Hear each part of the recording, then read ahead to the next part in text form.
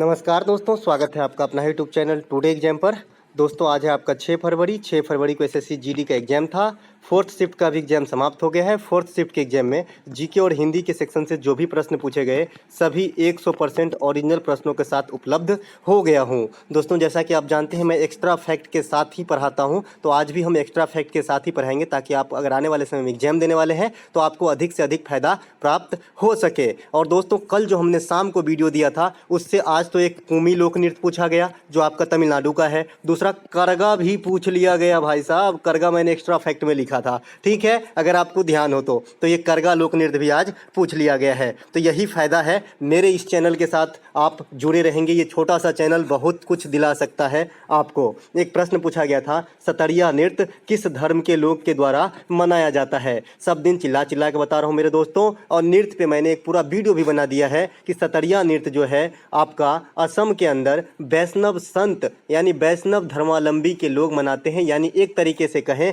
तो हिंदू धर्म के लोग मनाते हैं। वहाँ पे 4 ऑप्शन दिया गया था, हिंदू, बौद्ध, सिख और ईसाई। ये सबसे पहले क्वेश्चन पोस्ट किया है जिन भाई ने, इनको बहुत बहुत धन्यवाद। दोस्तों आप लोगों से मैं यही आशा रखता हूँ कि जो बच्चा मेरे से टच में है अगर एग्जाम के बाद कोई क्वेश्चन याद रख पाता है तो मुझे क्वेश्चन पोस्ट कर दिया करें। तो इसका राइट आंसर आपका हिंदू हो जाएगा, क्योंकि वैष्णव धर्म जो है हिंदू धर्म में ही आता है। सतरिया असम का प्रमुख शास्त्रीय नृत्य है। इसे शुरू करने का श्रेय जो है श्रीमंत शंकर देव को जाता है जो आपका वैष्णव धर्म से संबंधित था। इसके अलावा अगर आपसे आंदोलन पूछा जाए कि किस आंदोलन से प्रेरित है तो ये भक्ति आंदोलन से प्रेरित है। किस मठ से प्रेरित है तो वैष्णव मठ से प्रेरित है। इसके अलावा जो इसके प्रमुख कैरेक्टर हैं ये आपका गुरु जतीन गोस्वामी है और शारदीय शौकिया है। इसके बाद जो आपका उस मणिपुरी नृत्य है उधर ही के हैं, मतलब असम के बगल मणिपुर का, तो ये आपका झावेरी बहने तथा जो भी सिंह वगैरह लगा होता है जैसे अच्युत सिंह, इसके बाद जो होता है आतंब सिंह,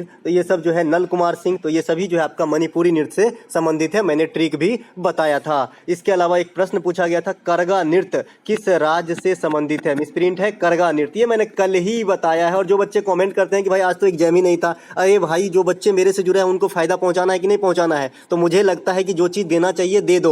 तो मैंने कल दिया था कुमी और करगा नृत्य, और आज इतना काला जवान सटीक कि दोनों ही क्वेश्चन पूछे गए, ठीक है। अगर विश्वास नहीं हो तो कल का वीडियो देख लेना, कल एग्जाम नहीं था और कल मैं इसी समय पोस्ट किया था वीडियो, देख लेना, ठीक है भाई। हवा में कोई भी बातें नहीं होती है, एक्सपीरियंस आपके साथ बस शेयर करता हूं और लग जाती है, मैं कुछ नहीं करता हूं, ठीक है। तो कर्नाटक के जो है यक्षगान भी है, कर्नाटक का करगा भी है, और मैंने साथ में ये भी बताया था कि कैगा परमाणु बिजली घर जो है ये भी कर्नाटक के अंदर ही स्थित है। सभी का नाम कौ से है, ठीक है, ये बात भी आपको ध्यान रखना है, ठीक है। इसके अलावा कुमी, पोंगल, थाईपुसम, पोतंदू, जलीकट्टू ये सभी जो है आपका तमिलनाडु का है। जो फर्स्ट शिफ्ट में कुमी छपा था और मैं कल कुमी को ही रख के एक्स्ट्रा फैक्ट में ये सब बताया था, ठीक है। बतुकम्मा, बोनालू, मेदराम जात्रा त्योहार तेलंगाना से संबंधित है, जिसमें बतुकम्मा को फूलों का त्योहार भी कहा जाता है। इसके अलावा त्रिशूरपुरम, मकर बिलक्कू, ओनम, बीसू ये सभी आपका केरल से संबंधित है। और सेकेंड शिफ्ट में जो है ओनम भी पूछा गया, यानी आज मैंने कल 3 बताया और तीनों ही छप गए यार, इतना मुझे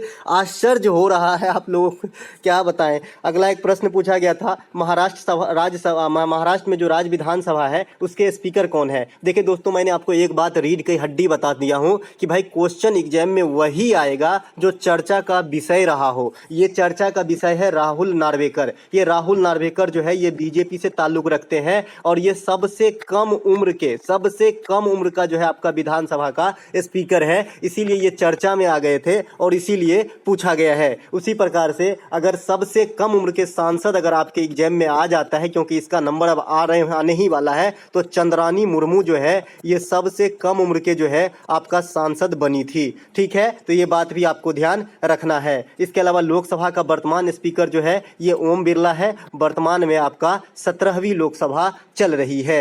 लोकसभा के प्रथम अध्यक्ष जो है गणेश वासुदेव मावलकर है। प्रथम उपाध्यक्ष अनंत संयम है।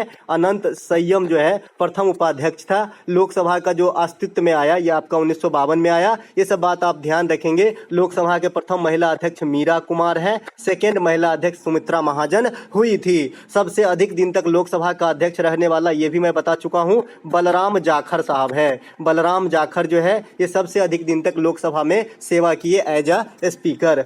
एक प्रश्न पूछा गया था, दुनिया का सबसे विस्तृत लोकतंत्र वाला देश कौन सा? ये तो सभी जानते हैं, तो कल के बच्चे भी जानते हैं कि ये भारत जो है ये दुनिया का सर्वाधिक विस्तृत लोकतंत्र वाला जो है देश है। तो यहाँ पे राइट आंसर भारत हो जाएगा। भले आबादी में चाइना अभी हमसे अधिक है, लेकिन पछाड़ देंगे, चिंता ना करो। 2030 जाते जाते जो है चाइना को पटखनी मारेंगे और हम लोग आगे निकल जाएंगे। भारत में किस प्रकार का लोकतंत्र है? तो अप्रत्यक्ष लोकतंत्र है। दुनिया का ऐसा देश जहां पर आपका प्रत्यक्ष लोकतंत्र है, यह है आपका स्विट्जरलैंड। स्विट्जरलैंड में दुनिया में जो अभी भी है प्रत्यक्ष लोकतंत्र वहां पर विद्यमान है। अगला प्रश्न है, अच्छा, लोकतंत्र की सबसे जो सटीक परिभाषा है वो आपका अब्राहम लिंकन साहब, जो अमेरिका के भूतपूर्व राष्ट्रपति थे, इन्होंने ही दिया था। अगर आपको कभी भी डिमोटिवेट होने लगो तो अब्राहम लिंकन साहब का कहानी जरूर पढ़ लेना कि 17 बार हारने के बाद भी जो है हौसला नहीं छोड़ते हैं और अंततः एक दिन यूएसए के प्रेसिडेंट के रूप में जो है चुने जाते हैं। अगला एक प्रश्न पूछा गया था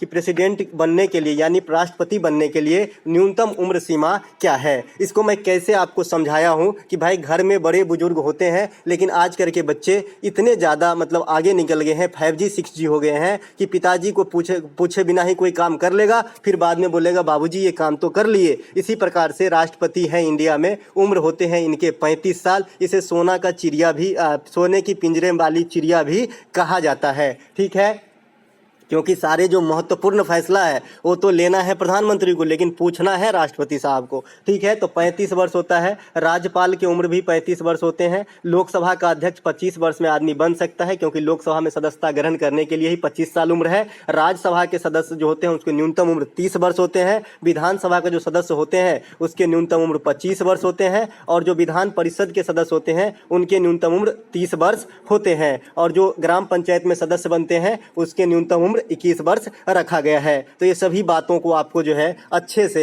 गांठ बांध लेना है। अगला एक प्रश्न, आज महाराष्ट्र राज्य से दोस्तों 3 प्रश्न पूछे गए। 3 प्रश्न, पता नहीं एग्जामिनर को क्या हो गया कि 3-3 प्रश्न सिर्फ महाराष्ट्र राज्य से पूछे गए हैं। यहाँ पे महाराष्ट्र के विधानसभा उपचुनाव में अंधेरी सीट से किसने जीता, ये रिपीट किया हुआ प्रश्न है। और मैं आपको बताए थे ऋतुजा लटके, इनका नाम भी कुछ इस प्रकार से है, ऋतुजा लटके, कि आपको एक बार में ही याद हो जाएगा। ऋतुजा लटके ये जो है ये आपका महाराष्ट्र जो आपका उपचुनाव हुआ था उसमें जो है जीती थी। और मैंने यहाँ पे याद रखने के लिए बताया था कि ऋतुजा लटके जो है ये आपका शिवसेना से बिलोंग करती है। और महाराष्ट्र में तो आप जानते ही हैं कि सत्ता पलट हो गया है। उद्धव ठाकरे साहब का जो पहले यहाँ पे मतलब ये था क्या सीएम थे उद्धव ठाकरे, तो ये बदल गए और ये कौन बने, शिवसेना का ही आपका एकनाथ शिंदे साहब जो है यहाँ के वर्तमान में मुख्यमंत्री हैं। और यहाँ का अगर आपसे कोई राज्यपाल पूछ ले तो आपका कौन है, भगत सिंह कोश्यारी जो है महाराष्ट्र के राज्यपाल हैं। अगला प्रश्न पूछा गया, जनगणना 2011 के अनुसार सर्वाधिक दूसरी आबादी वाला राज्य, लीजिए फिर से महाराष्ट्र, तो ये महाराष्ट्र है। जनगणना 2011 के अनुसार सबसे अधिक आबादी वाला राज्य जो है ये आपका योगी आदित्यनाथ साहब का उत्तर प्रदेश, दूसरा स्थान महाराष्ट्र का एकनाथ शिंदे साहब का, तीसरा आपका बिहार हो जाता है। ये बात सब आपको ध्यान रखना होगा। सबसे कम आबादी की बात करें तो सिक्किम हो जाती है। सबसे छोटा राज्य की बात करें क्षेत्रफल के हिसाब से तो गोवा हो जाती है। सबसे अधिक साक्षरता केरल की है, सबसे कम साक्षरता बिहार की है। केंद्र शासित प्रदेश में सबसे अधिक साक्षरता लक्षद्वीप का है, 91.6% साक्षरता के साथ लक्षद्वीप टॉप पे बैठा है। लक्षद्वीप की जो अभी वर्तमान में आपका उपराज्यपाल है ये आपका प्रफुल्ल कुमार है, तो ये बात भी ध्यान रखेंगे। सबसे अधिक जनसंख्या घनत्व तो बिहार की है, सबसे कम जनसंख्या घनत्व तो आपका अरुणाचल प्रदेश की है, तो ये बात भी आपको ध्यान रखना है। इसके अलावा केंद्र शासित प्रदेश में अगर सबसे अधिक जनसंख्या घनत्व आपसे पूछा जाता है तो दिल्ली का हो जाएगा, वो तो कॉमन सेंस की बात है। अगला प्रश्न है, दक्षिण पश्चिम मानसून को कौन रुकावट का काम करता है? ये प्रश्न कुछ इस प्रकार से था कि दक्षिण पश्चिम मानसून को साउथ भारत में आने से कौन सी पर्वतमाला रोकती है? तो ये आपका पश्चिमी घाट या इसे ही सह्याद्री पर्वतमाला कहा जाता है, जिसकी सबसे ऊंची चोटी नीलगिरी है। दक्षिण भारत की सबसे ऊंची चोटी दोदा बेटा है, ये बात भी आपको ध्यान रखना है। और अनाईमुडी जो है, अनाईमुडी ये दक्षिण भारत की दूसरी सबसे ऊंची चोटी है। पहला चोटी दोदा बेटा, दूसरी चोटी जो है आपका अनाईमुडी, और सह्याद्री पर्वत की सबसे ऊंची चोटी नीलगिरी। दुनिया की सबसे ऊंची चोटी माउंट एवरेस्ट, भारत की सबसे ऊंची चोटी केटू या गॉडविन ऑस्टिन। सिक्किम के अंदर कंचनजंगा दुनिया का तीसरा सबसे ऊंचा चोटी है और भारत का सेकेंड सबसे ऊंचा चोटी है। एक एक बात रहस्य खोल के रख दूंगा, बस आप लोग मेरा साथ निभाते चलिए और कोई भी कॉम्पिटिटिव एग्जाम में धजिया उड़ा देंगे जी, जीके जीएस का, बस साथ में रहिए, ठीक है। इसके अलावा एक प्रश्न आपसे पूछा गया था, हाँ यहाँ पे एक्स्ट्रा फैक्ट में मैं कुछ और छापा हूँ, नीलगिरी का नाम आया तो नीलगिरी बायोस्फीयर रिजर्व जो है ये इंडिया का पहला बायोस्फीयर रिजर्व है। बायोस्फीयर रिजर्व क्या होता है मैं समझा चुका हूँ, इसे दर्जा दिया गया था 1986 में, तो ये बात भी आपको ध्यान रखना है। इसके अलावा भारत में अधिकांश वर्षा जो है ये भी दक्षिण पश्चिम मानसून में ही होता है, और वर्षा की शुरुआत ही दक्षिण पश्चिम मानसून से होता है, जो आपका केरल में जून के प्रथम सप्ताह में दस्तक देती है। इसके अलावा अगर आपसे कोई पूछे कि भारत में वर्षा का अधिकांश हिस्सा कहाँ से आता है, तो अरब सागर से आता है। अरब सागर से लगभग 65% वर्षा कराती है यहाँ इंडिया में, और जो 35% बच गया ये आपका बंगाल की खाड़ी से वर्षा आती है। इसके अलावा सबसे अधिक वर्षा भारत ही नहीं दुनिया में सबसे अधिक वर्षा वाला स्थान जो है ये आपका मासिन राम है, जो आपका मेघालय में स्थित है। पहले चेरापूंजी हुआ करता था जो मेघालय में ही है, बिकॉज मेघालय में गारो खासी हिल्स है जो वर्षा कराने के लिए जवाबदार हैं। अगला एक प्रश्न पूछा गया था कि रबर का फसल किस वातावरण में नहीं हो सकता। देखिए दोस्तों, रबर की फसल के लिए जो क्राइटेरिया है वहाँ का टेम्परेचर जो होना चाहिए 25 से 30 डिग्री के बीच में होना चाहिए, पहले क्राइटेरिया। दूसरा है कि वहाँ पे वर्षा जो है औसत वर्षा से अधिक होना चाहिए, यानी 150 से 200 सेमी सालाना वर्षा होनी चाहिए। तो इस प्रकार के जहाँ भी वातावरण होते हैं वहाँ पे आपका रबर की खेती होती है। ऑप्शन में दिया गया था शुष्क वातावरण में रबर की खेती संभव नहीं है, ये बात आप ध्यान रखेंगे। अगला प्रश्न पूछा गया था छठी पंचवर्षीय योजना का लक्ष्य क्या था। आज सभी शिफ्ट में पंचवर्षीय योजना से एक क्वेश्चन जरूर आए। पंचवर्षीय योजना पे मैंने आपको होल वीडियो इसी प्रकार का फोटो के साथ, प्रधानमंत्री के साथ, लक्ष्य, दर, किस चीज पे बल दिया गया, सभी के साथ वीडियो दे दिया हूँ। आगे का कर्तव्य आप लोगों का हो जाता है। जिस टॉपिक से जो प्रश्न आउट है सभी टॉपिकों का वीडियो मैं आप लोगों को बना दिया हूँ, पीडीएफ भी फ्री में दे देता हूँ। जो एक्स्ट्रा फैक्ट मुझे लगता है अपने पीडीएफ में शामिल कर लेता हूँ, आने वाले शिफ्ट में आपको दिख जाता है। फिर भी आप लोग वीडियो को लाइक शेयर नहीं करते हैं। खैर ये आपकी अपनी जो है ईमानदारी है, इसमें मैं कुछ भी नहीं कह सकता और ज़बरदस्ती बिल्कुल नहीं कर सकता, चाह के भी नहीं कर सकता जी।